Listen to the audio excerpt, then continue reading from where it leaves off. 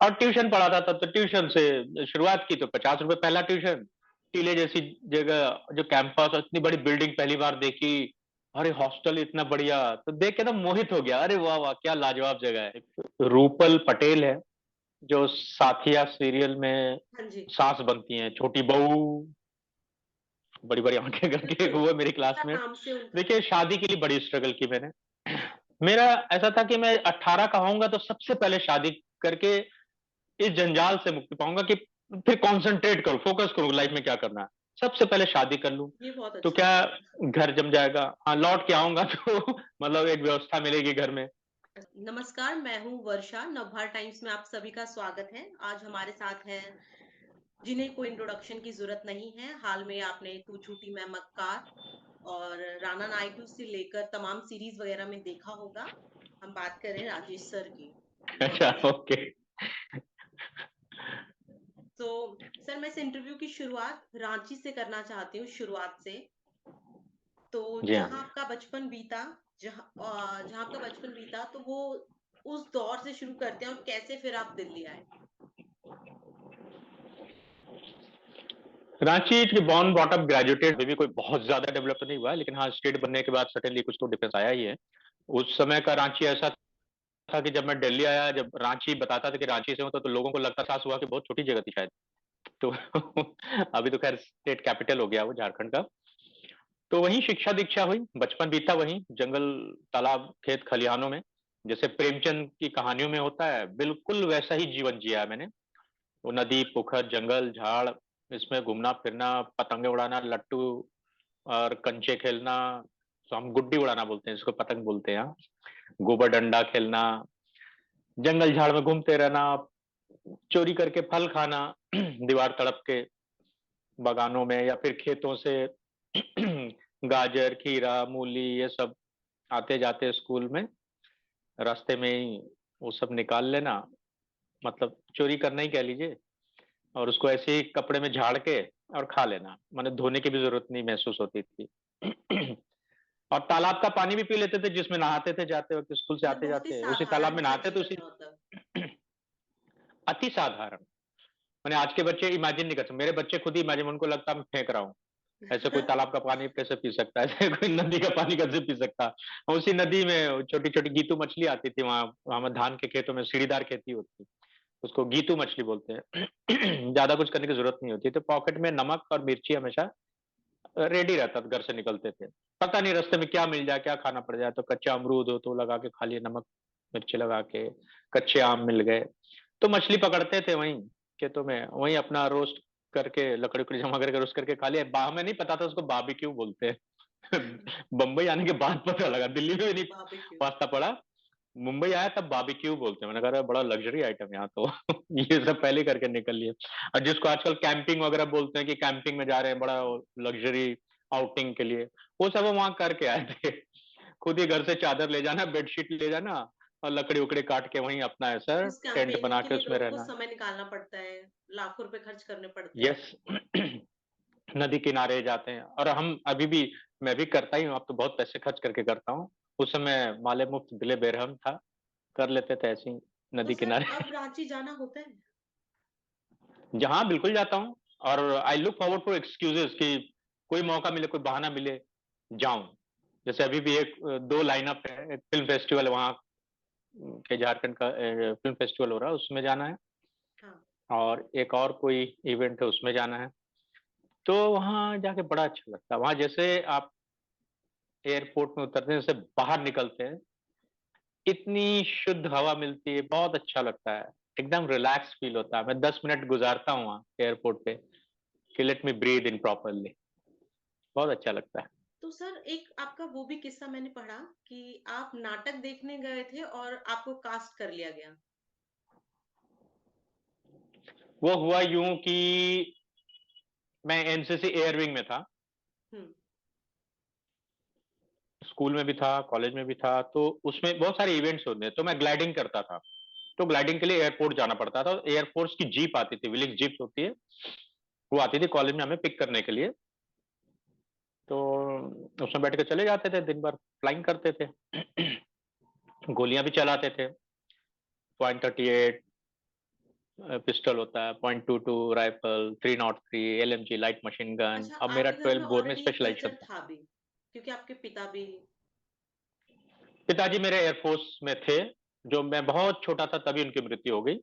तो कहीं न कहीं जो एक नेचुरल प्रोग्रेशन होता है बच्चे का कि पापा उसमें थे तो हम भी वही तो वही एयरफोर्स में जाने की तैयारी थी मेरी भी। तो वो है, वीन में है अभी भी, वो धमनियों में अभी भी दौड़ रहा है। उसका किस्सा आगे बताऊँगा। तो जी, वही तैयारी चल रही थी, थोड़ा जर्नलिज्म भी करता था, तो उस दिन वो गाड़ी नहीं आई ले जाने के लिए, तो कॉलेज की छत से कुछ आवाज़ आ रही थी, डम, डम, डम, डम, तो मुझे लगा चलिए कॉलेज की छत में कभी गए नहीं, जाके देखते हैं। तो गया तो देखा कुछ लोग गोल घेरा बना के बैठे हैं, कुछ नाच गाना बजाना चल रहा है। तो मैं दूर से खड़ा होकर देख रहा था, तो उसमें से किसी एक ने बुलाया कि इधर आ जाओ। मैं गया तो मुझे भी जॉइन कराया, बोला नचवाया, गवाया, बजवाया। मेरे से भी कुछ होता चला गया। अब मुझे बड़ा मज़ा आया, आई फेल्ट वेरी लिबरेटेड। उनको भी बड़ा मज़ा आया, तो मुझे लगा नहीं ये सही जगह है। वो दिन भर एयरपोर्ट में धूप में भागता रहता हूँ ग्लाइडर के पीछे। तो और गोलियां उन्हें चलाता तो मुझे अच्छा नहीं लगता था, धाड़ धाड़ धाड़ यहाँ लगता था। और छोटे अभी बहुत बहुत वेल बिल्ड तो नहीं हूँ अभी भी, बहुत एवरेज हूँ। उस समय और भी छोटा, मैंने सिम कार्ड था। तो यहाँ लगता था बड़ा। वो बोलता था थोड़ा कम कर देने राउंड, बड़ा झटका लगता था यार। मुझे लगा नहीं ये अच्छा है। ओके। ये मजेदार काम है। अच्छा सर, आपकी लिखने की शुरुआत कैसे हुई? मैंने देखा कि आप अखबारों में लिखा करते थे, या शौक था आपको? नहीं, क्या था कि तो धनोपार्जन तो करना ही था, वे अपना खर्चे चलाने के लिए कुछ कुछ। तो 50 तरह की चीजें करता था, कपड़े की दुकान में भी काम करता था, कपड़े भी बेचता था, ट्यूशन भी पढ़ाता था। मैंने सुबह 7 से 11 कॉलेज होता था, 11 बजे के बाद फिर एक मारवाड़ी व्यवसायी के कपड़े की दुकान में हिसाब किताब करता था, लिखता था उनका। चूंकि मैं कॉमर्स में था, तो वो सब करता था। फिर उन्हीं का टाइम निकालता था, ऑल इंडिया रेडियो में युवाणी कार्यक्रम होता है, उसमें हुँ, हुँ। अनाउंसर का काम था, वो कंपेयर बोलते हैं उसको। वो करता, फिक्शन थी ऑल इंडिया रेडियो की। तो एक अनाउंसमेंट के 50 रुपए मिलते थे, तो 300 रुपए फिक्स वहां से हो गया। तो बाकी उद्घोषणा खर्चे तो बोलते फिर थे वो उसको। राइटिंग तो वहाँ, उद्घोषणा, हाँ उद्घोषक, लेकिन वो कंपेयर वर्ड, टेक्निकल वर्ड उसके लिए। एनीवे फिर वहाँ सबसे बड़ा अखबार था वहाँ हिंदी का, रांची एक्सप्रेस। उसमें हाँ जी। संपादक थे अभी पद्मश्री बलवीर दत्त जी। जी, तो जी। उनके अंडर फिर लिखना शुरू किया। उन्होंने कहा कि नाटक करते हो कल्चरल प्रोग्राम के बारे में, तो वो रिव्यू वगैरह लिखना, सारे कल्चरल एक्टिविटीज जो जितने होते थे, डांस, ड्रामा, म्यूजिक, इवेंट्स वगैरह, तो उन सबको कवर करता था जाके, वो लिखता था। तो 50-60 रुपए प्रति लेखन उसमें भी मिल जाता था, ट्यूशन से हो जाता था, कपड़े की दुकान में हो जाता था। ऐसे करके जिंदगी चल रही थी बहुत मजे से। वो पूरे कई साल, पूरा कॉलेज का वो जो वक्त था, 81 से 87 एनएसडी आने तक, वो 7-8 साल कैसे गुजर गए पता ही नहीं चला। मैं सिर्फ काम कर रहा था। सुबह जो 7 बजे से जो कॉलेज स्टार्ट करता था, और रात में कब थक मान के सो जाता था, गिर जाता था, पता ही नहीं चलता था। यानी अपनी कॉलेज के और साथ उसमें में सिर्फ पढ़। मेहनत हो रही थी। हाँ, जी मेहनत हाँ, भी जी हाँ, होगी, बोलिए। अपने खर्चे खुद उठाए जा रहे थे। तो सर जी कितना हाँ। मिल जाता था उस टाइम, जो कॉलेज के बाद आप वो कपड़े की दुकान पे काम करने से लेकर, आपको याद है आपकी वो सैलरी? हाँ, कोई 250-300 रुपए शायद सैलरी थी, क्योंकि पार्ट टाइम महीना? जॉब था। 250-300 रुपए, हाँ, पार्ट टाइम जॉब था ना वो, अच्छा, अच्छा। कुछ घंटे थे। और ट्यूशन पढ़ाता था, तो ट्यूशन से शुरुआत की, तो 50 रुपए पहला ट्यूशन, फिर 2-4 और ट्यूशन मिल गए, तो फिर अब उसके लिए फिर एक साथ कैसे पढ़ाऊं, तो पैदल जा जाके। तो एक सेकंड हैंड साइकिल था मेरे, जहाँ रहता था जिस मोहल्ले में, उस दुकानदार थे, उनकी साइकिल खड़ी रहती थी। मैंने देखा कि चलती नहीं, धूल खा रही है, तो मैंने उसको रिक्वेस्ट किया कि साइकिल बेच दो मुझे।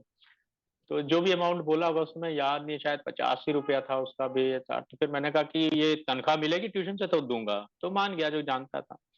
तो वो साइकिल ली तो मेरी एक्टिविटी बढ़ गई, तो पहले एक ट्यूशन पढ़ा रहा था, अब 4 ट्यूशन पढ़ाने लगा जा जाके। तो इस तरह से धनोपार्जन होता रहा। फिर तो सर फैमिली जब का कॉलेज कैसा ज्वाइन किया रिएक्शन तो रहता था? मैं फैमिली का एस्पेक्ट अगर छोड़ दिया जाए तो अच्छा है इस वार्तालाप में। वो बहुत ही different world all together, because I started staying alone since 80। मैंने क्लास 10th करने के बाद से ऑलमोस्ट मैं अकेला ही रह रहा हूँ रांची में भी, एकाकी जीवन। तो सर आपने उसकी फिर एक अलग आईएमसी क्यों पृष्ठभूमि करा? है, आईआईएमसी, हाँ। हाँ, आपने तो चूंकि आईएमसी के बारे अब में कब उस सुना? उम्र, रांची में रहते हुए। आईआईएमसी के बारे में मैंने अपने, हाँ जहाँ रांची में रह के जता, तो फिर मुझे लगा लिखने में भी मजा आ रहा था। फिर पता लगा अच्छा मेरे पास वोकेबुलरी भी है, लिख भी सकता हूँ थोड़ा सा, और लोग पढ़ रहे हैं, और अगर कोई कुछ पैसे दे रहा तो कुछ तो होगा ही। बहुत ज्ञानी नहीं था, बहुत बड़ा स्कॉलर नहीं था, बहुत पढ़ा लिखा ऐसा नहीं था कि साहित्य के बैकग्राउंड से आया हूं ऐसा। लेकिन हाँ, ईमानदारी से लिख रहा था, बहुत रिसर्च करके लिखता था। उसमें तो गूगल वगैरह भी नहीं होते थे, तो जो भी लिख रहा हूँ, जिसके बारे में भी लिख रहा हूँ, जिससे इंटरव्यू कर रहा हूँ, जो महानुभाव लोग आते थे, बड़े बड़े दिग्गज लोग वहाँ कार्यक्रम करने, तो अब उनके बारे में लोगों से पूछ पूछ के जानना पड़ता था। या उनके बारे में कोई अगर किताब में कहीं चर्चा है, तो वो ढूंढ के पढ़ने के फिर इंटरव्यू लेने जाता था उनसे, कि उनसे पूछे तो बात क्या करें, कुछ तो पता होना चाहिए कुंडली। तो ऐसे कर रहा था। तो तो अब मुझे दिखने लगा कि हाँ, जर्नलिज्म भी, और बड़ा रिस्पेक्टेड था। हम्म। बहुत ही रिस्पेक्टेबल प्रोफेशन था उस समय जर्नलिज्म, क्योंकि बाकी सारी चीजें शायद एक्सपोजर के लिए उतनी नहीं थी। तो बहुत इज्जत मिलती थी। जहां भी जाऊं तो चाय पानी की व्यवस्था हो जाती थी, बैठने के अच्छे से रिस्पेक्टेबल होता था। मुझे लगा इतनी कम उम्र में बड़ा अच्छा लगता था, बड़ा रिस्पेक्ट मिल रहा है, बड़े बड़े ज्यादा उम्र के लोग भी बहुत इज्जत दे रहे थे। मुझे लगा बड़ा इज्जत वाला काम है और अच्छा है, तो इसको भी देखा जा सकता। तो लोगों ने फिर बताया कि आईआईएमसी नाम की एक जगह है, Indian institute of mass communication, JNU, Delhi में। जेएनयू के। तो वो वहां जब गया ना एग्जाम देने, अच्छा। और वो जिस तरह पहाड़ी सी ऊंची सी जगह पे है, हम्म। टीले जैसी जगह, जो कैंपस, इतनी बड़ी बिल्डिंग पहली बार देखी। अरे हॉस्टल इतना बढ़िया, तो देख के तो मोहित हो गया, अरे वाह वाह क्या लाजवाब जगह है। तो अच्छा, उसमें भरा था मैंने post graduation in Hindi journalism में। जी। और पता नहीं क्या मिस्टेक हुई कि हिंदी में किया। रिजल्ट निकला तो मैं देख रहा हूँ मेरा नाम ही नहीं है उसमें। तो मैं शॉक्ड कि ऐसा हो ही नहीं सकता है, डैम कॉन्फिडेंट कि नहीं, ऐसा हो ही नहीं सकता, कुछ तो गड़बड़ है। तो और मेरी आंखें डबडबा गई कि नहीं हुआ, क्योंकि लिखने का भी एक्सपीरियंस था, और जो जो लिखा था क्वेश्चन का बहुत बढ़िया आंसर लिखा था। इंटरव्यू भी एकदम बढ़िया दिया, सुपट हमारे भाषा में बोलते हैं झारखंड में, सुपट दिया था। तो मैंने तो फिर दूसरी लिस्ट लगी थी बगल में, तो देखा उसमें टॉप में मेरा नाम था, अच्छा। राजेश जैसे ने, post graduation in English journalism. तो मुझे लगा कुछ मिस्टेक हुई होगी क्लरिकल डिपार्टमेंट में, तो ऑफिस में गया, मैंने उनसे कहा कि देखिए ऐसा ऐसा मिस्टेक हुआ है, मैंने हिंदी में भरा था, इंग्लिश वाले में मेरा नाम आया, तो प्लीज उसको करेक्ट कर दीजिए।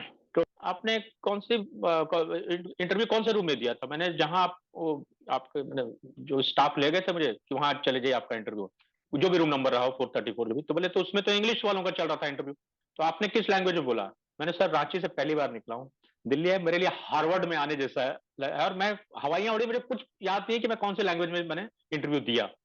लेकिन जो भी बोल रहा था मैं एकदम सटीक बोल रहा था, एकदम बुल्स आई में। तो मुझे याद नहीं मैं हिंदी बोल रहा था कि अंग्रेजी बोल रहा था, मैं सच में बता रहा हूँ। और मैं म्यूनिसपैलिटी का पढ़ा हूँ, तो वैसे भी अंग्रेजी में कोई बहुत अंग्रेजदा नहीं हूँ, उस समय भी नहीं था, अभी भी नहीं हूँ, लेकिन कुछ बोल रहा था मैंने। तो बोले नहीं वो तो इंग्लिश वालों का चल रहा था, तो क्या प्रॉब्लम है, इंग्लिश वाले में ले लीजिए। मैंने कहा नहीं, मुझे तो अपने हिंदी में ही लेना है। तो बोले नहीं अब हो नहीं सकता है, तो चला गया फाइल बन के, ये जो भी बोला। तो साइमल्टेनियसली मेरा एनएसडी में भी हो गया था, एनएसडी का भी दिया था, नेशनल स्कूल ऑफ ड्रामा, और उसमें पहला चॉइस तो था ही मेरे एक्टिंग करने की। तो फिर उसमें मैंने सोचा ठीक है, अब एनएसडी में एडमिशन ले लेता हूँ, कोई बात नहीं, तू नहीं कोई और सही, और नहीं कोई और सही।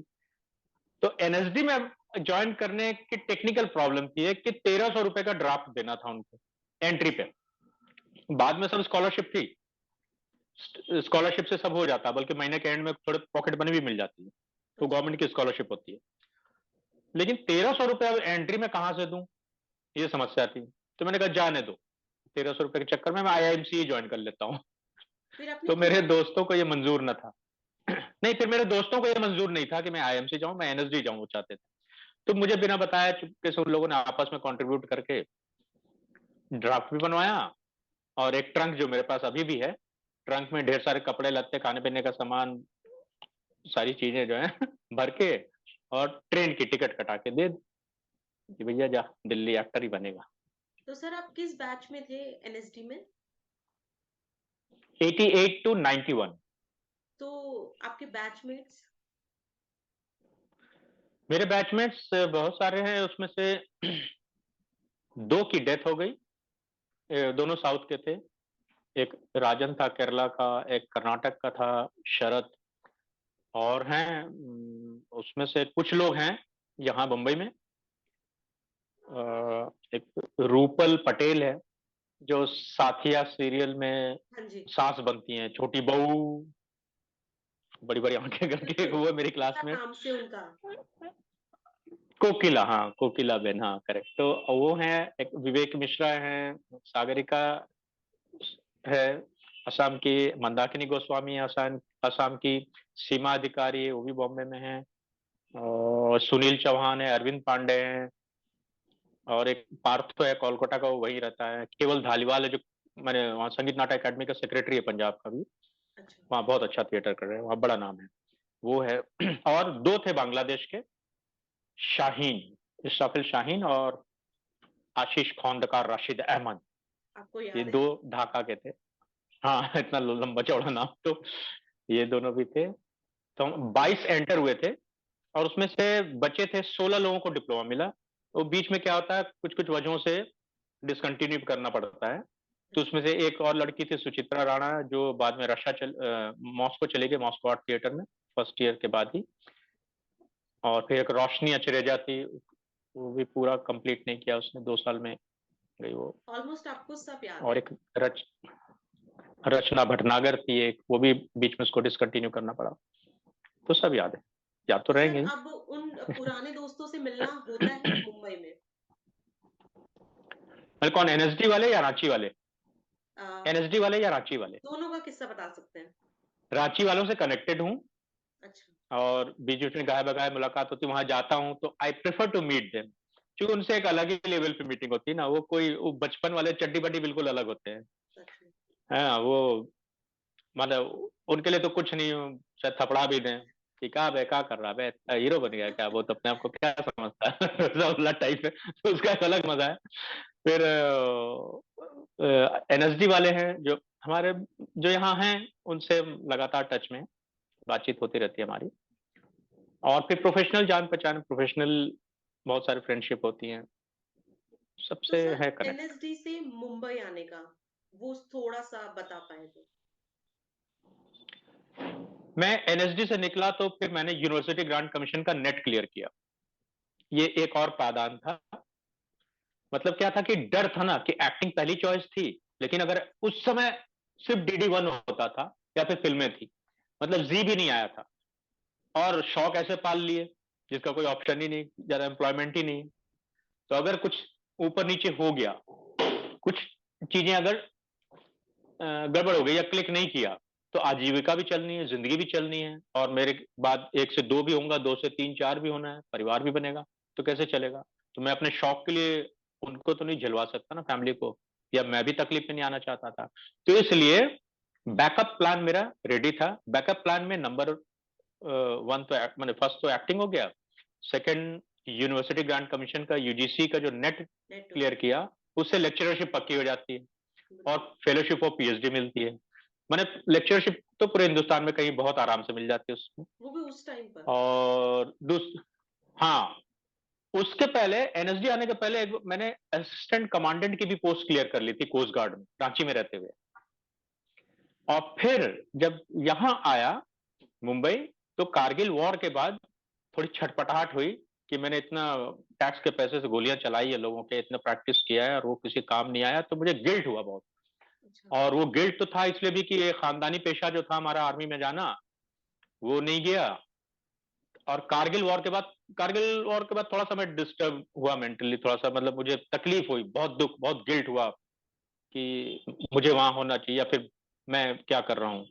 तो कारगिल वॉर के ठीक बाद टेरिटोरियल आर्मी में लेफ्टिनेंट की पोस्ट निकली। मैं बंबई की बात कर रहा हूँ, शादी भी हो चुकी थी, ठीक शादी हुई ही थी। और वो एड देखा तो मेरी बाँछें खिल गई। मैंने कहा अप्लाई किया, फिर पुणे में जाके रिटन एग्जाम किया, क्लियर कर लिया। इंटरव्यू हुआ, इंटरव्यू में भी चौके छक्के मारे, उसमें भी हो गया। और जब तक लेटर आता ज्वाइनिंग का, तब अब बात आगे बढ़ती, तब तक मेरे यहाँ शूटिंग शुरू हो गई थी, एंगेज हो गया था।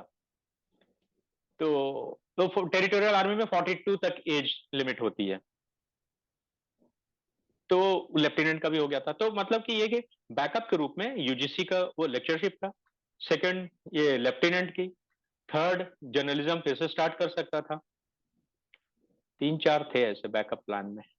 यानी कि अपने तो करियर को। तो हाँ, तो अब दिल्ली से मुंबई आने की बात आपने पूछी थी, तो वो हुआ यूँ कि मैं फिर एनएसजी से निकलने के बाद फिर बाहर चला गया पढ़ाने, हिंदुस्तान से बाहर। फिर वहां से आया तो मेरे दोस्त यार कुछ आ रहे थे बम्बई, बैंडिट क्वीन फिल्म के बाद, हाँ तो जी। उसमें लोगों ने काम किया था। तो उसमें एक है सौरभ शुक्ला, एक्टर। तो वो और अनिल चौधरी एक डायरेक्टर हैं। तो ये सुबह-सुबह मेरे कमरे में आए, बोले कि आज 2:20 की फ्रंटियर जा रही है बम्बई। तो मैंने कहा हाँ तो आज वाली स्पेशल है। मैंने कैसे? बोले इसमें राजेश जैस भी जा रहा है। मैंने अच्छा, मैं राजेश जैस, मुझे नहीं पता कि मैं जा रहा हूँ। तो उन्होंने टिकट दिखाई कि ये रही तेरी टिकट। मैंने क्या बात कर रहे हो सीरियसली? बोला हाँ। तो फिर बताया कि मनोज बाजपेयी भी पहुंच गया, इरफान भाई तो पहले से यहाँ हैं, हिमांशु धूलिया भी पहले पहुंच गए। तो फिर बोले हम कौन कौन शेयर करेंगे? बोले कि मैंने बोला, सौरभ शुक्ला, मैं, अनिल चौधरी और विक्टर विजय कृष्ण आचार्य जो डायरेक्टर, धूम 3 के डायरेक्टर, टशन और ठग ऑफ हिंदुस्तान जिन्होंने डायरेक्ट की, वो। तो हम 5 लोग ऑफिशियली शेयर करते थे यहाँ एक अपार्टमेंट। तो ऐसे उन झटके में उनके साथ आ गया। तो अब नेट वाला पीछे रह गया, बाकी सारी प्लानिंग, मैंने मैन प्रोपोजेस गॉड डिस्पोजेस, विधाता को यही मंजूर था। तो ये वो वन फाइन मोमेंट में वो सब कुछ। सुबह उठा तो नहीं पता था मैं मुंबई जा रहा हूँ, और मैं शाम को मुंबई में था, मैंने दूसरे दिन, और वहां से जिंदगी की शुरुआत हो गई। अनप्लान। हाँ, unplanned but semi semi planned. कहीं दिमाग में तो थी ना पर बात, एक्टिंग की बात, अच्छा, तभी तो मैंने इतने। देखा है आपके साथ कभी ऐसा हुआ है कि आपके करियर में इतने ऑप्शंस थे आपके पास, तो कभी किसी चीज को लेकर गिल्ट होता हो, या यार मैंने ये ऑप्शन क्यों छोड़ दिया, क्योंकि आपके पास बहुत ऑप्शन थे, जैसा आपने खुद बताया। मेरा ये था, बचपन से ये था कि जो 71 वॉर हुआ था, जी। तो I was very affected by that. वो जो रात में सायरन की आवाज होती है, अच्छा। वो, मैं छोटा था, मुझे याद है खाना नहीं खाया जाता था, और स्ट्रीट लाइट्स ऊपर से कवर्ड होती थी, ताकि ऊपर से मेरे दुश्मन के जहाज को नीचे लाइट ना दिखे, तो बॉम्ब ना कर पाए। हेडलाइट्स जो होती थी कार की, वो आधी ढकी होती थी, और उस सायरन बजता तो सब लाइटें ऑफ करनी पड़ती थी, वो सब था पूरा। रांची में उधर चूंकि वो बॉर्डर से थोड़ा करीब था, तो उधर ज्यादा मूवमेंट थी, और वो हमारा कैंटोनमेंट एरिया भी था बगल में, नामकुम, जहाँ गोले प्रैक्टिस होती, बूम बूम, दिन भर आवाज आती थी। और पिताजी का वो प्रोफेशन, तो कहीं ना बहुत कनेक्टिविटी थी। तो फाइटर पायलट बनने का मुझे होता है, हिंदुस्तान की कसम देखी थी, ललकार देखी थी, शहीद देखी थी, ये सब फिल्म देखते थे ना, मतलब सब देशभक्ति वाली, तो कूट कूट के भरा था, आज भी भरा है। तो मेरे लिए रोमांस, मेरे लिए हीरो वो विंग कमांडर, स्क्वाड्रन लीडर वो होते थे। हिंदी फिल्म के हीरो मेरे लिए हीरो नहीं थे उस समय, एज सच। मेरे लिए वो रियल हीरो थे। तो हमारे एक एनसीसी में एफ कुजूर थे, विंग कमांडर, एकदम स्लिम ट्रिम, वो रेबन की ग्लास लगाते थे उस तरह से, अपनी कैप पहनते, आए है देख के ना मुझे मतलब सुपरस्टार लगते थे, मतलब इनके जैसा बनना। तो नकल भी करता था उनके बॉडी लैंग्वेज, और ना यू सब माना, शेक ऐसे सैल्यूट करना, ये सब बड़ा अच्छा लगता था वो सब, उनका पूरा बॉडी लैंग्वेज जेस्चर, उसको ऑब्जर्व करता रहता था, और यही बनना है, प्लेन उड़ाना, ये सब। तो फाइटर पायलट बनना था, वो एकदम जिजीविशा थी मेरी। वही करना शुरू किया। लेकिन कोई भी चीज करना इतना आसान तो नहीं होता ना, तो वही दिन भर हम एयरपोर्ट पे अपना दौड़ते रहते थे, ग्लाइडर पकड़ने के लिए, उसी तरफ जाने का वो था, एक पायदान था। तो उसके एग्जाम्स होते हैं, पार्ट ए, माने जूनियर हाई स्कूल में, तो वो सारा क्लियर किया, सी सर्टिफिकेट तक पहुंचा, जो लास्ट एग्जाम होता है। और एनसीसी के जो पास आउट होते हैं, उनका 15% रिजर्वेशन होता है रिजर्वेशन। कमीशनिंग कमीशन में। जी। तो वो सब तैयारी चल रही थी, और अचानक वो दिन था जब छत पे चला गया कॉलेज के, तो वहां से स्टीयरिंग घूम गई, ये थोड़ा ज्यादा मजा आने लगा। तो ऐसे ऐसे, तो वो एक गिला है। और अभी भी अगर मौका मिले मुझे, अगर गवर्नमेंट चांस दे, कहीं कोई ऐसा कुछ निकले कि इस एज ग्रुप के लिए भी ऐसे कोई चांस है इसको, तो आई वुड लव टू। दूसरा था एक आईएएस बनना, यूपीएससी क्लियर करके आईएएस बनते हैं, कलेक्टर। छोटे शहर में कलेक्टर इज द किंग, राजा की तरह हैसियत उनकी, जो हाँ रुतबा जी। होता है। उनको देखना, कुछ चमकते धमकते से, बड़े डिसिप्लिन, वेल बिहेव्ड दिखते थे, वो भी मन में आस थी। तो आज अगर मैं कहता हूँ, अगर आज भी यूपीएससी में अगर अलाउ कर दे कि इस एज में मैं भर सकता हूँ, तो I would love to do that, वो भी। लेकिन एक आदमी क्या-क्या करेगा, ये मेरी गलती है। आपको एक एक ही चीज़ चुनना पड़ेगा ना। आप jack of all master of none होंगे, वो भी ठीक नहीं है, लेकिन मास्टर ऑफ नन भी नहीं। लेकिन मैंने एक्टिंग चुना तो एक्टिंग की पूरी तैयारी करके आया, खूब थिएटर किया, फिर एनएसडी गया, एनएसडी के बाद भी थिएटर किया, और इतने साल लगाने के बाद आज एक्टिंग कर रहा हूँ। और तो ऐसा एनएसडी नहीं में कि कुछ जाने भी के उठ के अपने चला क्या आया क्या ऐसे। हैं? हाँ, उसके अपने ऐसे ही नहीं होता, कोई भी उठा कैसे चल होता दिया। है? उसका बहुत टफ एग्ज़ाम होता है, पूरा पैन इंडिया रिटन एग्ज़ाम होता है, रिटन क्वालीफाई करेंगे तो इंटरव्यू में बुलाएँगे, इंटरव्यू में क्वालीफाई करेंगे, शॉर्टलिस्ट होते जाएँगे, फिर क्राइटेरिया लास्ट है में क्या? 60 लोग बस, फिर 60 को 5 डेज़ के लिए फुल टाइम रखते हैं, फिर उसमें से सेलेक्ट करेंगे 20। उसमें भी रिज़र्वेशंस हैं, 4 रिज़र्व्ड कोटा में होते हैं, फिर कुछ फॉरेन के स्टूडेंट्स होते हैं, तो बहुत ही कम सीट्स बचती हैं। और निकाले भी जाते हैं, हर सेमेस्टर में जो आपने सब्जेक्ट क्लियर नहीं किया, अच्छा, सप्लीमेंट्री मिल गया तो बहुत अच्छा है, नहीं तो चलिए निकलिए बाहर। आप टैक्स के पैसे से पढ़ रहे हो ना। अच्छा। तो सर अभी आपने फैमिली का ज़िक्र किया, शादी का ज़िक्र किया, तो थोड़ा-सा उस फ़ेज़ के बारे में भी। देखिए, शादी के लिए बड़ी स्ट्रगल की मैंने। मेरा ऐसा था कि मैं 18 का होऊँगा तो सबसे पहले शादी करके इस जंजाल से मुक्ति पाऊँगा कि फिर कॉन्संट्रेट करूँ, फ़ोकस करूँ लाइफ़ में क्या करना है। सबसे पहले शादी कर लूँ, ये बहुत तो अच्छा क्या विचार है। घर जम जाएगा। हाँ, लौट के आऊँगा तो मतलब एक व्यवस्था मिलेगी घर में, अच्छा, और कहने को कोई होगा दरवाज़ा खोलने के लिए। तो वो सोच के बैठा था, लेकिन भगवान को ये मंज़ूर ना था। उन्होंने कहा, "बेटा तुझे बहुत जल्दी है", तो तुझे उसको डबल उन्होंने मल्टीप्लाइड बाय 2 कर दिया ऑलमोस्ट। तो 35 की एज में शादी हुई। बहुत कोशिश की, मतलब इस समय ये सब शादी डॉट कॉम जैसी चीज़ें तो नहीं होती थी, ऑनलाइन वाला।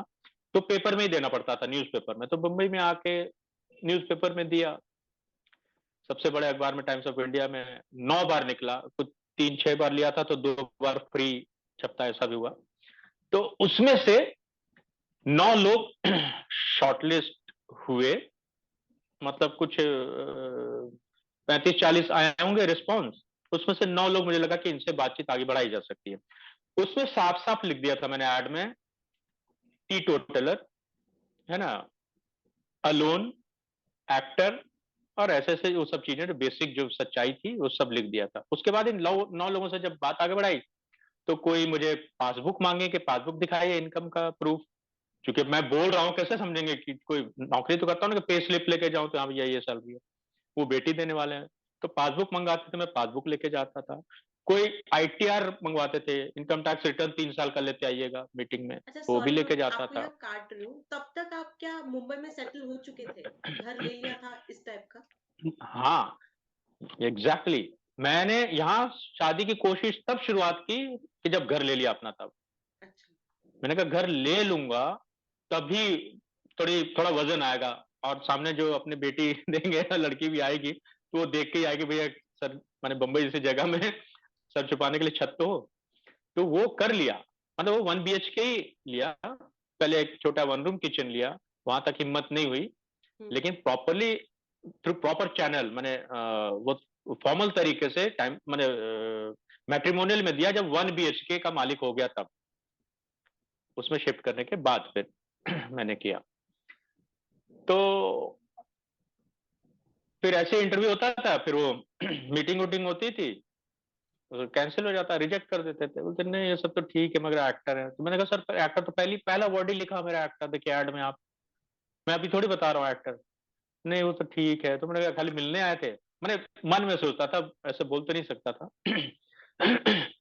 फिर उसके अलावा कुछ और भी 4-5 ऐसी मीटिंग हुई पर्सनल, कहीं और भी दिया था किसी और अखबार में।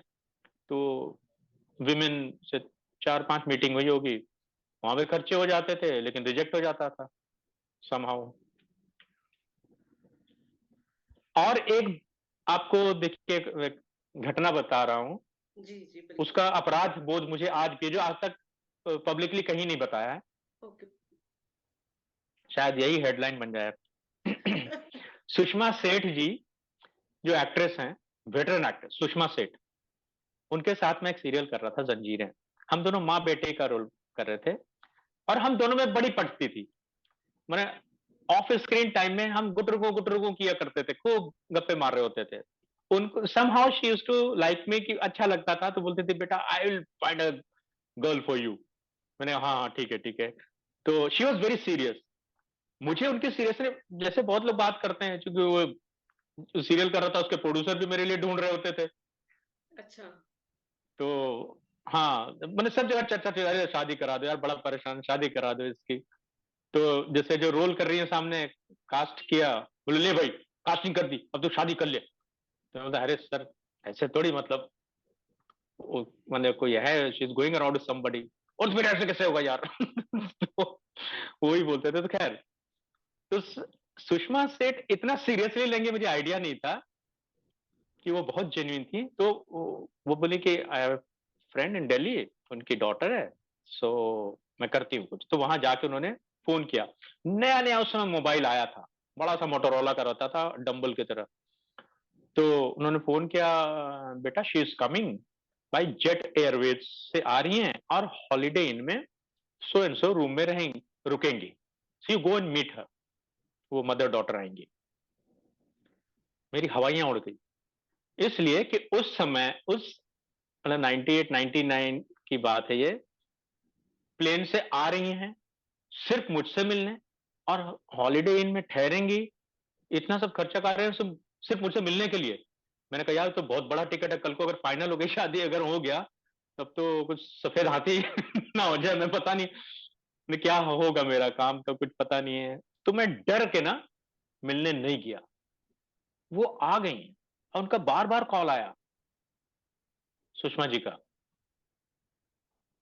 और मैं रिसीव नहीं कर रहा हूं कि क्या जवाब दूं। मेरी हिम्मत नहीं हो रही है कि जवाब दूंगा तो जाके मिलना पड़ेगा। वो गिल्ट आज तक लेके जी रहा हूं। मुझे बहुत बुरा लगता है उनके लिए। बहुत मेरे कलेजे पे बोझ है वो, कि इतनी बड़ी गलती की मैंने, सोची बहुत बड़ी गलती है ना ये। और मुझे नहीं पता था कि वो सीधे प्लेन से आएंगे और हॉलीडे इनमें पुटअप होंगी। तो मुझे लगा था मैं, मतलब वो मॉनेटरी रीजंस दिखने लगे, इकोनॉमिकल स्टेटस मेरा, कि परहैप्स मैंने I won't be able to survive this way. तो वो उस डर की वजह से मैं नहीं गया मिलने। तो ये शादी की व्यथा थी। फिर फाइनली अरेंज मैरिज हुई। कहीं आना जाना था मेरा किसी कॉमन फैमिली में, उनको जैसे बोलते हैं ना कि लड़की के लिए देखिएगा, तो उनको एक लड़का दिखा, मैं उनको पता था मैं शादी करना चाहता हूँ, तो उन्होंने मीटिंग करवा दी, बस हो गया। मतलब वो भी बड़ा इंटरेस्टिंग है। तो शादी कैसा हो कि एक फैमिली में मेरा आना जाना था, तो उन लोगों ने ये मीटिंग करा दी। तो मीटिंग में जब गए, तो पहले तो लड़की वाले आए मेरे उस 1 BHK में। तो वो 1 BHK जो अब तक मेरे लिए महल था, कि बहुत बड़ा घर है मेरे लिए, कि दूसरे कमरे में तो सिर्फ कपड़े चेंज करने जाता था, बाकी सब अपने हॉल में ही काम हो जाता था। 5 सरदार जी लोग आए मुझसे मिलने, लड़का देखने। तब उस दिन पहली बार लगा कि ये घर भी छोटा है। घर भर गया। तो फिर अब मैं गया देखने उनके घर। तो जो नॉर्मल ट्रेडिशनल जो सेटिंग पूरा होता है शादियों का, कि बहुत सारे जेंट्स बैठे हैं, 3/4, मैं एक साइड बैठा हूँ उधर, और सब मुझे ही देख रहे हैं। वो जो सिख फैमिली हो, तो अब कोई आए चाय पानी लेके, जैसे प्लेट लेके, तो मेरी जो मैच मेकर थी, जो सो को मैंने अगर वर्ड में बोला जाए तो मैच मेकर, वैसे मैच मेकर नहीं, वो अच्छे संबंध उनसे। तो वो मेरे ठीक सामने बैठे हैं। तो मैंने उनकी तरफ देखा, और उनको अब देखूं कैसे, सब मुझे ही देख रहे हैं। तो जो भी लेके आई थी चाय पानी, उनको देखा ऐसे, और उसी समय उनको ओके कर दिया धीमे से, ऐसे इशारे से। तब वो इशारा कर रही है, रुको आराम से, मतलब रुक जाओ, हड़बड़ाओ मत।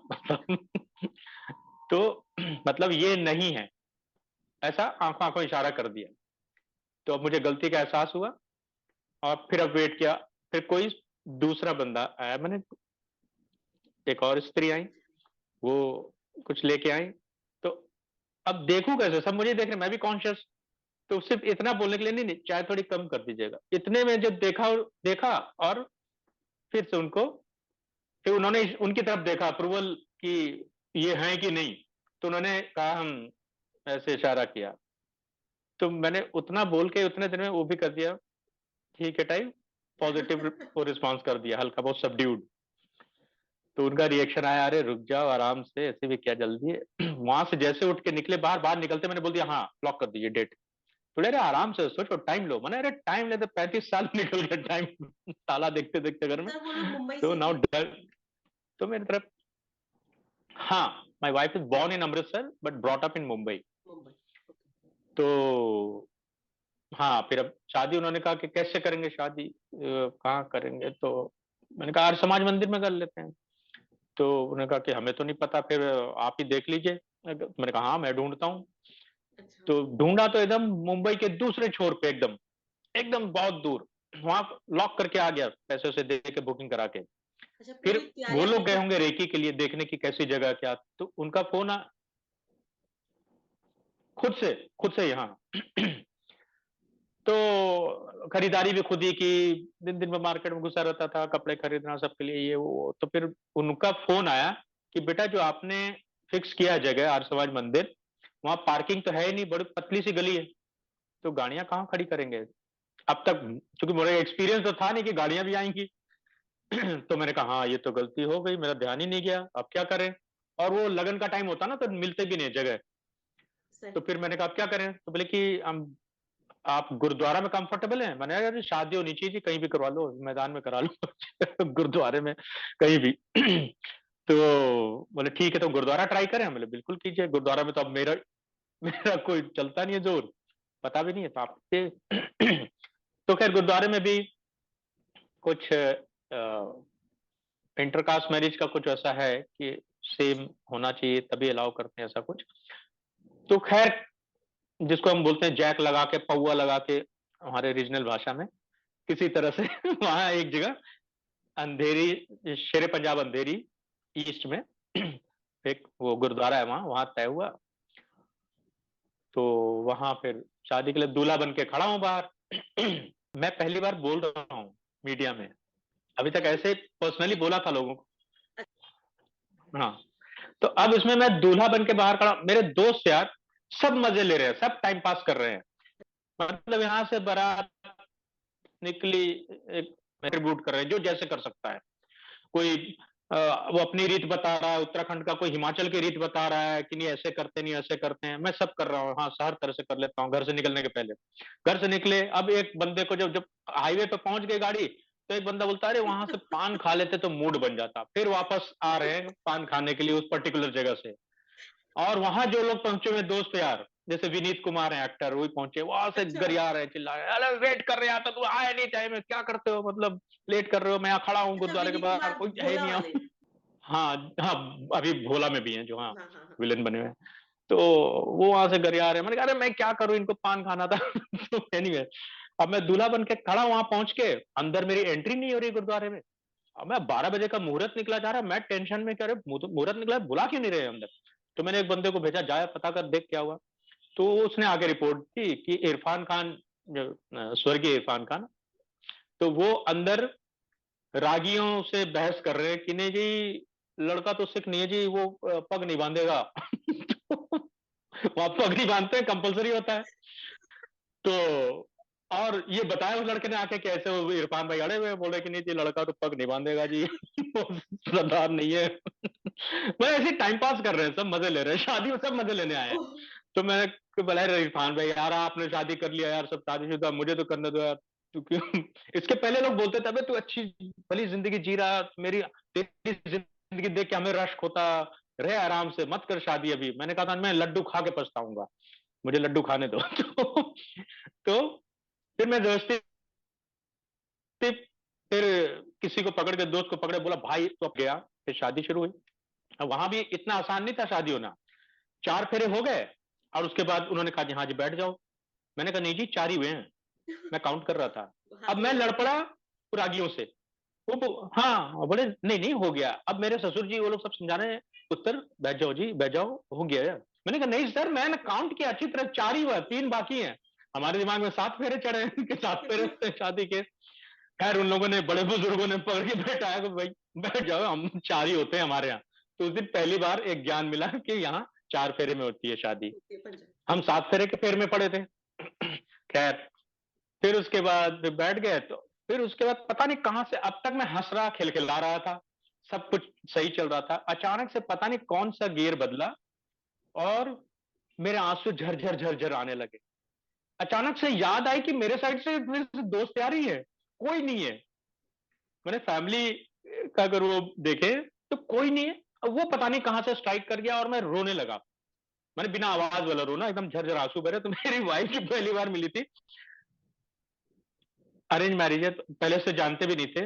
वो एकदम सन्नाटे में कह रहे क्या हो गया, रो रहे हैं भर भर के। उसने अपना रुमाल दिया मुझे, पूछा मैंने।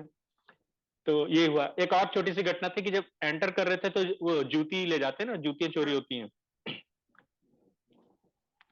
तो मैंने सौरभ शुक्ला को जिम्मेदारी दी थी, भाई संभालना, जूती चोरी हो जाएगी। तो सौरभ भाई खड़े हैं अपना, उनके पैरों के बीच में मेरी जूती पड़ी है। और मेरे ससुराल साइड वाले कुछ छोटे छोटे बच्चे है ना, छोटे छोटे पग, अच्छा। छोटे छोटे बच्चे आए, और जब तक सौरभ शुक्ला झुके तब तक तो लेकर निकल भागे थे वो। तो, तो अब वो जूती लौटाने के लिए अब पैसे निकालो। तो मेरे सने जो पैसे इधर लेफ्ट राइट जितने पैसे पड़े थे नोट, हाँ हाँ ले जाओ ले जाओ ले जाओ, वो सब मिले हुए थे आपस में।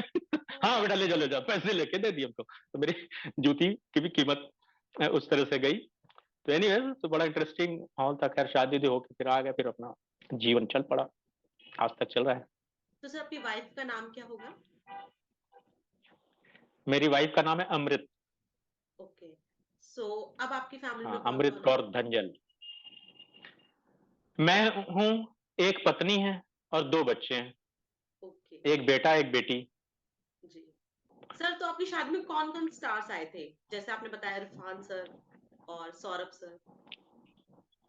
चूंकि बहुत बड़ा आयोजन नहीं था और मैं एक्स्ट्रा वैगेंजा में विश्वास भी नहीं करता हूं, उनसे भी रिक्वेस्ट किया था कि अति साधारण शादी हो ताकि मैं कंफर्टेबल फील करूं। मैं खुद ही मैंने क्लॉस्ट्रोफोबिक हो जाता हूं।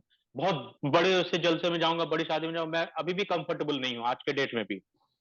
थोड़ा हम बड़े सबड्यूड लोग हैं, भले एक्टर हैं, लेकिन एक्टर का मतलब ये नहीं कि कहीं भी एकदम चौड़े के घूम लिए, नहीं। बहुत ही अपने में बहुत प्राइवेट टाइप पर्सन हूँ। तो उसमें बहुत ही छोटा सा रखा था उन्होंने।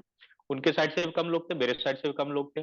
तो मेरे साइड से जो जिनको जानेंगे आप, अतुल श्रीवास्तव, अनूप सोनी, आदित्य श्रीवास्तव जो सीआईडी वाले हैं वो, हाँ हाँ।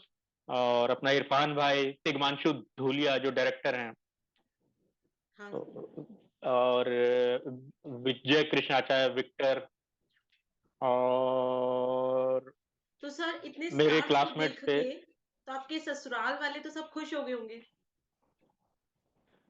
वहां से हाँ खुश थे, कॉन्फिडेंस मिला लेकिन आपको? उस समय सेल्फी का जमाना नहीं था। उस समय सेल्फी आया नहीं था, नहीं तो सब सेल्फी खींच रहे होते। तो वो जो ऐसे ऐसे फोटो जो प्रॉपर होता है ना, ट्रेडिशनल टाइप, वो फोटो हाँ। खिंचाया गया। तो उसमें भी जो ससुराल वालों ने जो वीडियो बनाया, जिसको जिम्मेदारी दी थी फोटो वोटो, वो पूरा नल एंड वाइड हो गया। वो पूरा रील ही खराब हो गया, क्या हो गया, वहां का एक भी फोटो नहीं मिला। तो मेरे एक जूनियर एनएसजी का, नारायण चौहान, अच्छा। वो भी आमंत्रित था। तो उसके पास अपना कैमरा था, उसने जो खींचा बस वही छाया चित्र बचे हैं अभी मेरे पास। अच्छा। वो स्टिल स्टिल फोटो ही सिर्फ है। तो सर आगे बढ़ते हैं। जैसे कि आप आजकल ओटीटी पे काफी फिल्में कर हम्म। रहे हो। हालिया मतलब मैंने जो आपकी देखी राणा नायडू देखी, जिसमें आपका इतना लंबा चौड़ा वेब किरदार था। सीरीज। Web series. हाँ तो वेब सीरीज है। ओटीटी के बारे में आपका क्या कहना है? क्या एक्सपीरियंस है? आपको क्या लगता है ये स्टार्स के लिए एक वरदान है या क्या खामियां हैं? स्टार्स के लिए वरदान नहीं है, ये अच्छा। एक्टर्स के लिए वरदान है। हाँ। स्टार्स की फिल्में तो थिएटर में देखने आते हैं, सिनेमा हॉल में। तो हालात थोड़ा बदले हैं। दिस इज लाइक ए बूल, ये एक वरदान के रूप में आया है। This is a new horizon for actors. जो फाइलें बंद पड़ी थी, अच्छे अच्छे कंटेंट को लेने वाला कोई नहीं था, बनाने वाला कोई नहीं था, क्योंकि मार्केट नहीं था, नीश ऑडियंस नहीं थी, उसकी रिकवरी का कुछ नहीं ठिकाना था। उन सबको जैसे कि अचानक से एक बाढ़ सी आई, एक भगवान ने ऐसे आशीर्वाद दे दे, तुम लोगों ने बेटा बहुत स्ट्रगल किए, लो तुम्हारे लिए एक प्लेट में लगा के दे दिया ओटीटी। ओटीटी कोविड होने की वजह से लोग थिएटर नहीं जा पाए, और जो ओटीटर में घुसने में कंजूसी कर रहे हैं लोग, नहीं जा रहे हैं। तो ओटीटी ने सबको एक प्लेइंग फील्ड दिया। बहुत सारे अनएक्सप्लोर्ड लोग एक्सप्लोर हो रहे हैं। और चूंकि ये इंटरनेट की जो क्रांति आई, नेट की क्रांति, और इतना सस्ता, दुनिया का सबसे सस्ता नेट जब यहां उपलब्ध हुआ, तो उसकी वजह से पूरा ग्लोबल कंटेंट हमारी मुट्ठी में आ गया।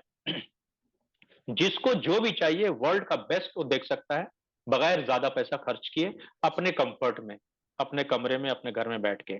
ऐसा मजा कहां मिलेगा? ये बहुत क्रांतिकारी परिवर्तन हुआ। उसके वजह से क्या हुआ कि लोगों को चस्का लग गया बाहर के अच्छे प्रोडक्ट देखने का, फाइन क्लासिक प्रोग्राम देखने का। और अब तक जो ये दैनिक में फंसे हुए थे, डेली शो, वही घूम घूम के और मतलब बहुत अच्छा कंटेंट देखने के लिए पैसे खर्च करने पड़ते थे, या फिर आपको जाना पड़ेगा थिएटर, सिनेमा हॉल, वो सब नहीं कर पाते थे, तो उनके लिए वरदान की तरह आया। अब जो ऑडियंस में, तो यहाँ के लोगों को अब कॉम्पीट तो करना पड़ेगा ग्लोबल कंटेंट से, तो फिर वो पूरा इंक्लिनेशन उधर हुआ, फिर वो सारी क्वालिटी, फिर वहां के बाहर के स्टूडियोज भी यहाँ ऑपरेट करके बनाने लगे प्रोग्राम, बजट बढ़ाने लगा, उनके अपने पैरामीटर्स थे हर चीज के, तो वो पूरा सिस्टम यहाँ आ गया जो हॉलीवुड का सिस्टम था फिल्म मेकिंग का, वो चाहे लॉजिस्टिकली ले ले, क्रिएटिवली ले ले, वो सब यहाँ आ गया और वही प्रचलन में है। तो उसकी वजह से पूरा एक सी चेंज आया फिल्म मेकिंग में, कंटेंट में, उसके प्रेजेंटेशन में, उसके मार्केटिंग में, उसके जॉब एम्प्लॉयमेंट में। सो आई एम रियली हैप्पी कि इतने सारे लोग अच्छे तरह से एम्प्लॉयड हुए।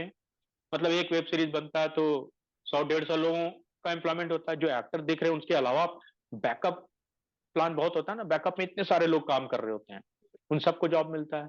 इतने बड़े बड़े ऑफिस खुलते हैं, गवर्नमेंट को टैक्स जा रहा है क्योंकि ब्लैक का काम ही नहीं है, सब व्हाइट का है। तो गवर्नमेंट को टैक्स मिल रहा है, रेवेन्यू मिल रहा है, लोगों का उपार्जन हो रहा है, इतना एम्प्लॉयमेंट जनरेट हो रहा है और अच्छा कंटेंट मिल रहा है which is going to be there forever, क्योंकि आपका ओटीटी में गया तो अब है वहां, और वो ग्लोबली रीचेबल है। मतलब मेरे प्रोग्राम, मुझे मैसेजेस आते हैं, कॉल्स आते हैं विदेशों से देख के, तो अच्छा लगता है। और वो बैठे हैं, उनको अपना प्रोडक्ट मिल रहा है देखने को वहां, सो दे ऑल्सो फील कनेक्टेड, उनको भी अच्छा लगता है कि अच्छा इतनी, और बहुत अच्छा लगता है उनको, उनसे इंटरेक्शन होता है कि देश हमारा बदल गया, कहां से कहां पहुंच गया, किस तरह के प्रोग्राम पहले बनते थे, अब जिस तरह का प्रोग्राम बन रहा है, पहले वो लोग जो विदेशी प्रोग्राम देखा करते हैं, now they started watching Indian content because of the quality.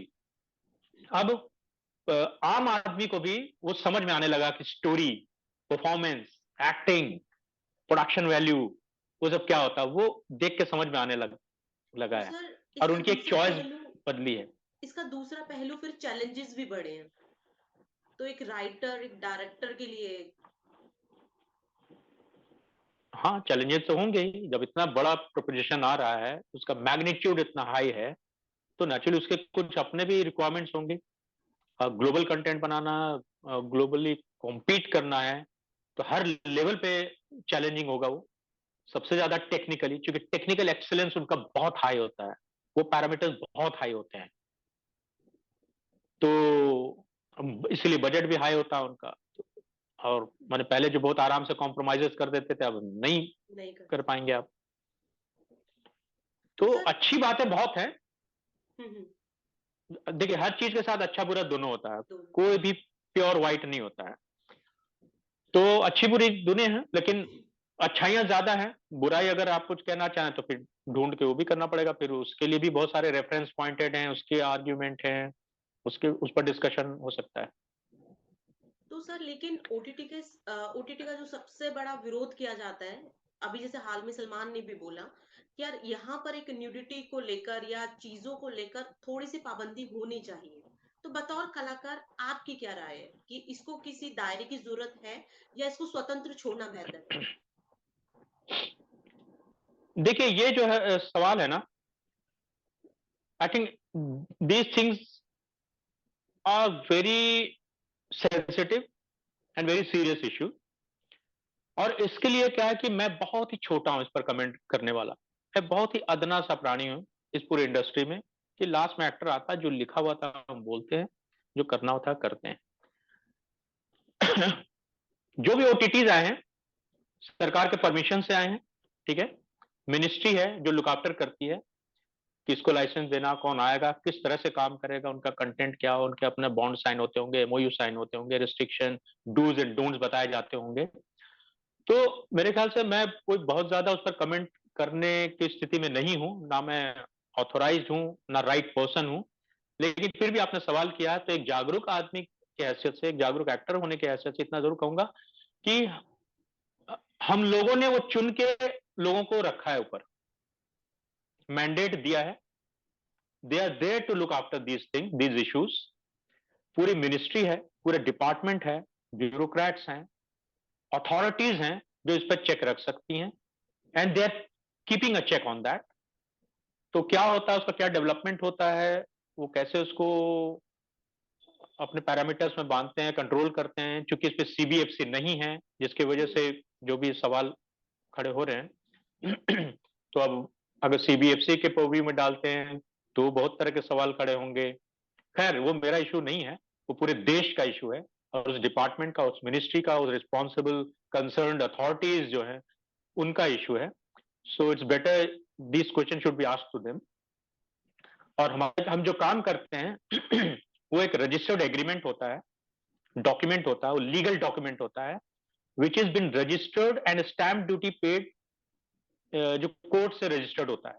जो हमारे कोर्ट है, जो रजिस्टरिंग अथॉरिटी है, वो रजिस्टर करती है उसको, और उसमें स्टैम्प ड्यूटी पेड होता है।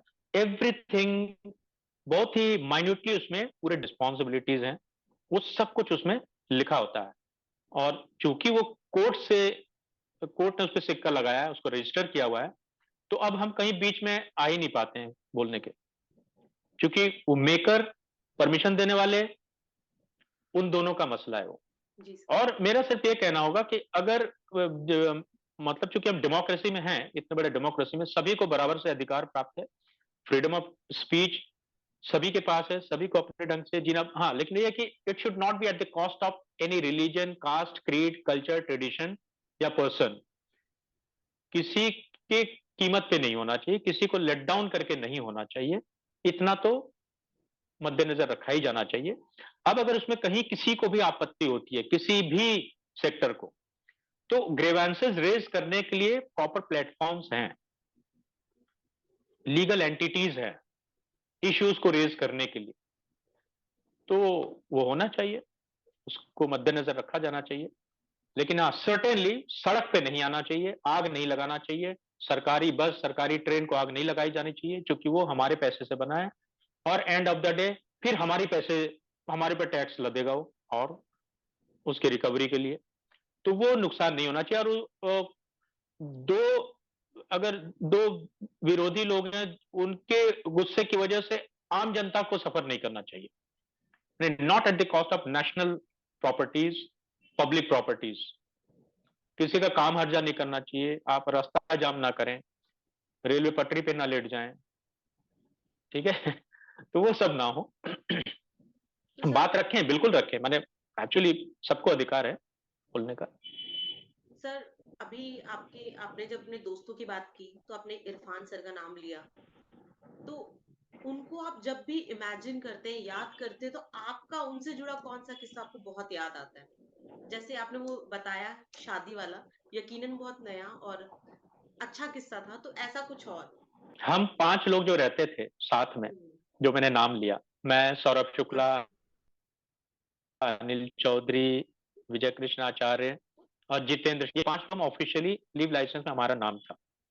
इसके अलावा मतलब कभी 10-12 लोग तो कमरे में पाए ही जाते थे उस अपार्टमेंट में, फलता फुलता सा अपार्टमेंट था, सबको सब तरह की सुविधाएं मिल जाती थी वहां, खाना पीना सब होता ही था, बहुत ही अच्छा सांस्कृतिक माहौल रहता था, खूब बहस होती थी, फिल्में देख के उस पर बातचीत करना, नाटक देख के आए उस पर बहस करना, अपने अपने पॉइंट ऑफ व्यू, वही झगड़ा खूब होता था, उसको परसेप्शन को लेकर लड़ाइयां, अच्छे म्यूजिक, अच्छा साहित्य, अच्छा सिनेमा, अच्छे नाटक देख के देखना, और उसके बाद आके आर्ग्यूमेंट करना, यही काम था हमारा, काम धाम तो था नहीं तो उसमें से सौरभ शुक्ला सब कर रहे थे, तहकीकात चल रहा था शायद उनका, तो वो बिजी थे, वो आते थे तो हम सब उनका वेट करते थे, वो लिटरली पापा की तरह आते थे, हमको बोलते हैं पापा, पापा आए हमारे लिए, क्या लाए?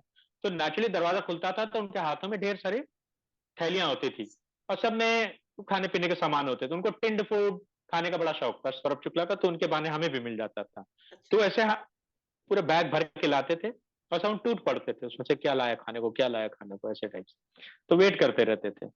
और किस्से बहुत है उसमें, बहुत ही इंटरेस्टिंग, लेकिन यहाँ पूरा नहीं होगा, लेकिन मोटा मोटी नटसेल बता रहा हूँ कि जैसे जो ग्रुप में रहते हैं ना साथ में लोग, तो अगर किसी एक को चाय पीने की इच्छा हो रही है, तो अब उसको पता, वो उठा, कहाँ जा रहा है? चाय पीने, अरे मेरे लिए भी बना लियो जरा।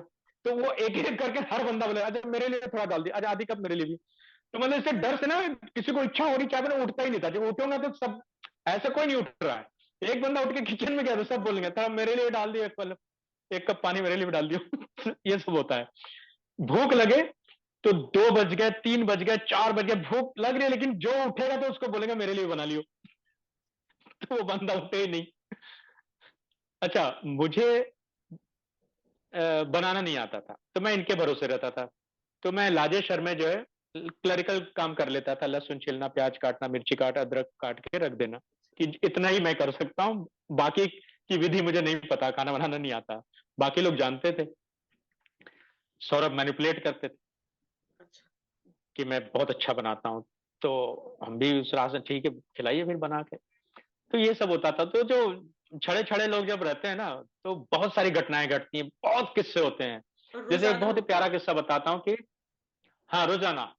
तो बाई आती थी, तो बाई खाना बना के जाती थी दिन में, एक ही टाइम का वो झाड़ू पोछा बर्तन और खाना बना के जाती थी। तो फिर दिन लंच में हम खाने बैठे, तो रोटी में कुछ अलग सा स्वाद आ रहा था। तो उसने कहा हाँ रोटी अलग सा लग रहा है। हाँ अलग सा तो लग रहा है। तो नेक्स्ट डे जब बाई आई तो हमने पूछा, मौसी कल रोटी में कुछ अलग सा स्वाद आ रहा था। बोली मैं तो ऐसी बनाई जैसे रोज बनाती। मैंने कैसे बनाई, किधर से? तो उसने डब्बा दिखाया, ये डब्बा से मैं लिया आटा, उसको गूथा, उससे की, और ये आटा से, और ये डब्बी से लिए मैं परथन, उसमें जो बेलने के पहले हाँ हाँ लगाते हैं ना थोड़ा सूखा आटा। हाँ हाँ, तो जो बेलने के पहले जो सूखा आटा जो परथन लगाते हैं, वो उसने निरमा के डब्बे से निरमा लगा लगा के वो रोटी बेल रही थी।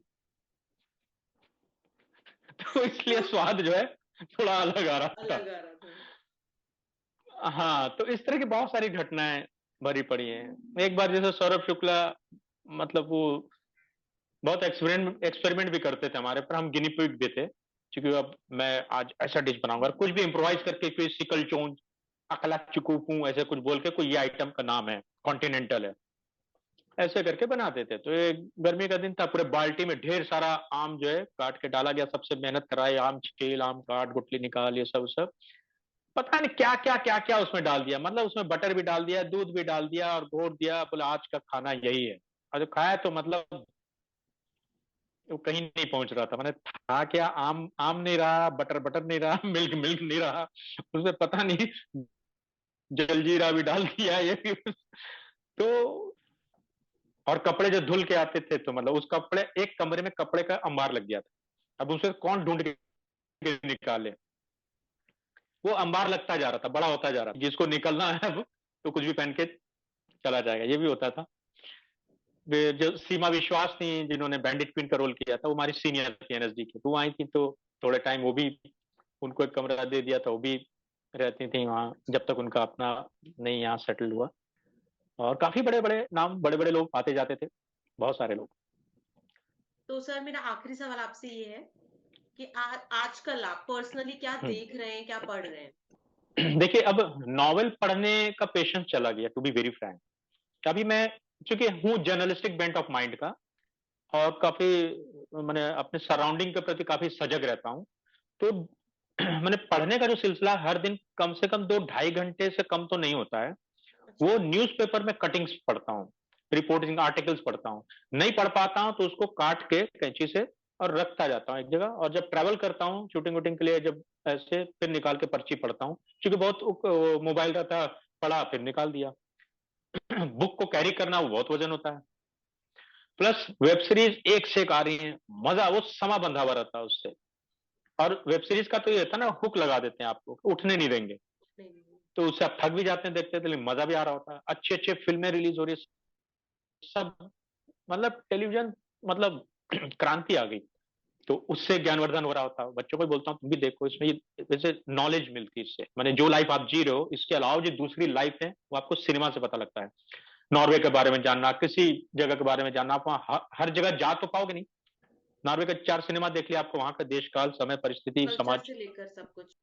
बोलचाल, भाषा, वो पता लग जाएगा। हाँ, तो ये एजुकेशन, दिस इज इंफोटेनमेंट, है ना। आपको इन्फॉर्मेशन भी मिल रही है, आपका नॉलेज भी बढ़ रहा है, आप एक क्राइसिस भी देख रहे हो। तो सिनेमा में कैटेगरी भी आ जाती है, 13+, 16+, वो सब, तो उससे भी थोड़ी सुविधा हो जाती है। उठ कर चले जाते हैं, यार पापा क्या लगा देते यार आप, मतलब देखते भी नहीं हो, एडल्ट है। कई बार मिस हो जाता है ना, हम अपने झोंक में लगा देते हैं, बच्चा बैठता है, बोला अरे पापा आप फिर से एडल्ट लगा दिया यार, तो उठ के चला जाता है। तो लेकिन हाँ, ये बड़ी अच्छी चीज ये हो रही है कि मतलब देखने को काफी मिल जा रहा है। और चूंकि कंपोजिट आर्ट है सिनेमा, तो उसमें उसमें म्यूजिक भी आ जाता है, राइटिंग भी आ जाती है। और ये जो पढ़ने की बात मैंने पहले बताई, देखने का ये हो गया। बाकी एज़ एन एक्टर जब हम शूटिंग नहीं कर रहे थे, तो अपने रख-रखाव भी बहुत ज़रूरी है। क्योंकि जो हम एक्टिंग करते हैं, उस समय कोई एक्सक्यूज़ नहीं होता कि दौड़ नहीं पाएँगे, यहाँ से कूद नहीं पाएँगे, है ना? ये ठंडे में शर्ट नहीं निकालेंगे, ठंड लग जाएगी या गर्मी में अरे बहुत धूप लग रहा है, छतरी लाओ, नहीं। तो उसके लिए फिज़िकली, मेंटली, स्पिरिचुअली आप फिट रहें as an actor because we are like soldiers.